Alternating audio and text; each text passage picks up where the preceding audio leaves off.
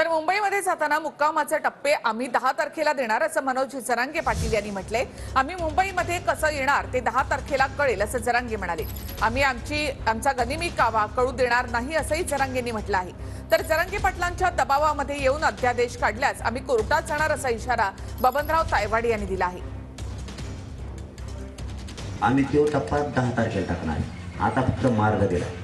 मुक्कामाचे टप्पे आम्ही 10 तारखेला टाकणार आहेत, परंतु तुम्ही आम्हाला स्पॉट द्या आत्ताच, कोणची आत्ता किंवा 10 तारखेच्या आत। इथून 5 किलोमीटरवर डोंगर आहे, इथून 30 किलोमीटरवर आहे, इथून 40 किलोमीटरवर आहे किंवा 2 किलोमीटर। आम्ही बरोबर ते ठरवतो की इथं थांबायचं।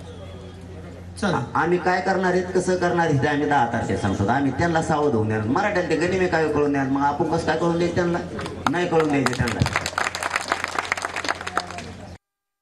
भावाला सरकारने बळी पडू नये म्हणून आम्हाला एकत्रित व्हायचं आहे की जे गोष्ट नियमामध्ये बसत नाही ती गोष्ट सरकारने बसवू नये, हीच आमची सुद्धा आग्रहाची मागणी आहे। नियमात बसत असेल त्यांनी करावं, पुढे हायकोर्ट आणि सुप्रीम कोर्ट ओपन आहे। तुम्ही जाणार कोर्टात? नक्कीच जाणार। जर त्याला काही आधार नाही आहे, विदाऊट एनी बेस, कुठले आधार नसताना जर सरकार एखाद्या प्रकारचा अध्यादेश किंवा जी आर काढत असेल आणि त्यांना न्याय देण्याचा प्रयत्न करत असेल तर हा 60% ओबीसी चूक बसणार नाही। कोर्टात जाणार? हा, कोर्टात